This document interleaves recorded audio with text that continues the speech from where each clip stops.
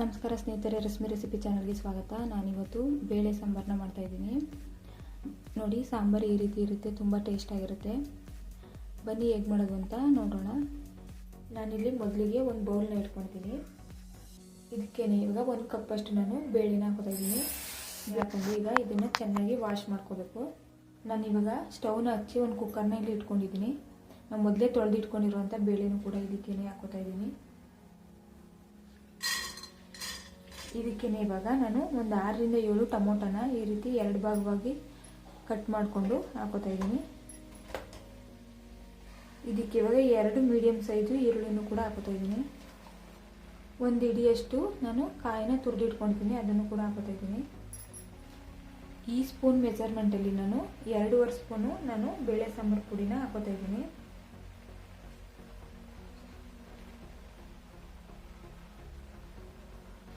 ಇದಕ್ಕೆ ಇವಾಗ ರುಚಿಗೆ ತಕ್ಕಷ್ಟು ಉಪ್ಪನ್ನು ಕೂಡ ಹಾಕೋತಾ ಇದ್ದೀನಿ. ನಾನಿಲ್ಲಿ 1 ಚೊಂಬಷ್ಟು ನಾನಿಲ್ಲಿ ನೀರನ್ನು ಹಾಕೋತಾ ಇದ್ದೀನಿ. ಇನ್ನೂ ಬೇಕು ಅಂದರೆ ನೀವು ಹಾಕೋಬೋದು. ಇವಾಗ ನೀರು ಹಾಕೊಂಡ್ಮೇಲೆ ಇದನ್ನು ಚೆನ್ನಾಗಿ ಒಂದ್ಸಲ ಮಿಕ್ಸ್ ಮಾಡ್ಕೊಳ್ಳಿ. ಇದಕ್ಕೆ ಇವಾಗ ನೀರು ಇನ್ನೂ ಸ್ವಲ್ಪ ಬೇಕು, ಇನ್ನೂ ಸ್ವಲ್ಪ ಹಿಡಿಯುತ್ತೆ ನೀರು. ಅದಕ್ಕೆ ನಾನು ಇನ್ನೂ ಒಂದು ಅರ್ಧ ಚೊಂಬಷ್ಟು ನಾನು ನೀರನ್ನು ಹಾಕೋತೀನಿ.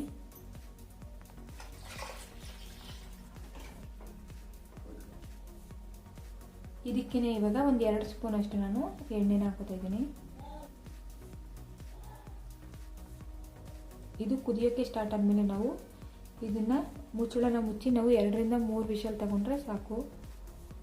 ಇವಾಗ ನೀವು ನೋಡ್ತಾ ಇರ್ಬೋದು, ಇದು ಕುದಿಯೋದಕ್ಕೆ ಸ್ಟಾರ್ಟ್ ಮಾಡಿದೆ. ಇವಾಗ ನಾನು ಮುಚ್ಚಳನ ಮುಚ್ಚಿ 3 ವಿಷಲ್ ತಗೋತೀನಿ.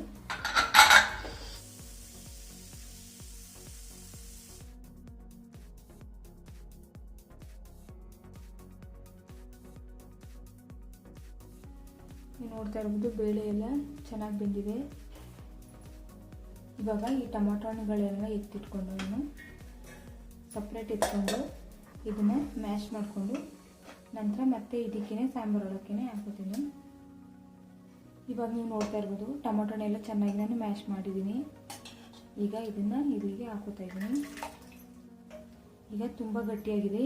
ನಾವು ಆಗಲಿ 1.5 ಚೊಂಬಷ್ಟು ನೀರು ಹಾಕಿದ್ದು, ಇದಕ್ಕಿನ್ನೂ ಇವಾಗ 1 ಚೊಂಬಷ್ಟು ನೀರು ಇರುತ್ತೆ. ಇವಾಗ ಇದಕ್ಕೆ ನೀರು ಹಾಕೋತಿದ್ದೀನಿ.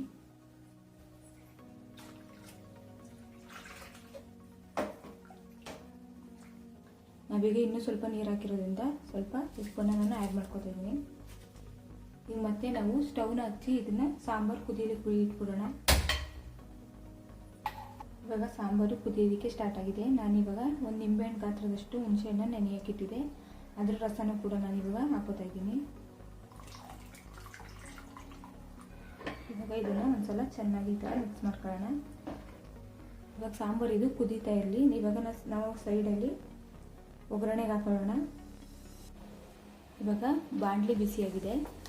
ಇದಕ್ಕೆ ಇವಾಗ 2 ಸ್ಪೂನ್ ಅಷ್ಟು ನಾನು ಎಣ್ಣೆನ ಹಾಕೋತಾ ಇದ್ದೀನಿ. ಇದಕ್ಕೆ ಇವಾಗ ಅರ್ಧ ಟೀ ಸ್ಪೂನ್ ಅಷ್ಟು ಸಾಸಿವೆನ ಹಾಕೋತಾ ಇದ್ದೀನಿ. ಇವಾಗ ಸಾಸಿವೆ ಸಿಡಿಯೋದಕ್ಕೆ ಸ್ಟಾರ್ಟ್ ಆಗಿದೆ. ಇವಾಗ ನಾನು ಒಂದು 7 ರಿಂದ 8 ಬೆಳ್ಳುಳ್ಳಿನ ತೆಗೆದಿಟ್ಕೊಂಡಿದ್ದೆ ಸಿಪ್ಪೆ ಸಮೇತ, ಅದನ್ನು ಕೂಡ ಹಾಕೋತಾ ಇದ್ದೀನಿ. ಒಂದು 2 ಕಡ್ಡಿಯಷ್ಟು ಕರಿಬೇವು, ಒಂದು 4 ಒಣಗಿದ ಮೆಣಸಿನಕಾಯಿನ ಹಾಕೋತಾ ಇದ್ದೀನಿ. ಇದನ್ನೆಲ್ಲ ಹಾಕ್ಕೊಂಡು ಒಂದ್ಸಲ ಚೆನ್ನಾಗಿ ಮಿಕ್ಸ್ ಮಾಡ್ಕೋಬೇಕು. ಇದಕ್ಕೆ ನೀವು ಬೇಕಾದ್ರೆ ಇಂಗು ಕೂಡ ಹಾಕೋಬೋದು. ಇವಾಗ ನಾನು ಹಾಕೋತಾ ಇಲ್ಲ. ಇವಾಗ ನೋಡ್ತಾ ಇರ್ಬೋದು ನೀವು, ಇದು ಚೆನ್ನಾಗಿ ಫ್ರೈ ಆಗಿದೆ. ಇದನ್ನು ಇವಾಗ ನಾವು ಸಾಂಬಾರು ಒಳಗೆ ಹಾಕಬೇಕು. ಇವಾಗ ಸಾಂಬಾರು ಚೆನ್ನಾಗಿ ಕುದೀತಾ ಇದೆ. ಇದಕ್ಕೆ ಇವಾಗ ನಾವು ಒಗ್ಗರಣೆ ಹಾಕ್ಕೊಂಡಿರುವಂಥದ್ದು ಎಲ್ಲನೂ ಹಾಕೋತಾ ಇದ್ದೀನಿ. ಇವಾಗ ಒಂದ್ಸಲ ಚೆನ್ನಾಗಿ ಮಿಕ್ಸ್ ಮಾಡ್ಕೊಳ್ಳಿ. ಇದಕ್ಕೆ ಇವಾಗ ಸ್ವಲ್ಪ ಕೊತ್ತಂಬರಿ ಸೊಪ್ಪನ್ನ ಹಾಕೋತಾ ಇದ್ದೀನಿ.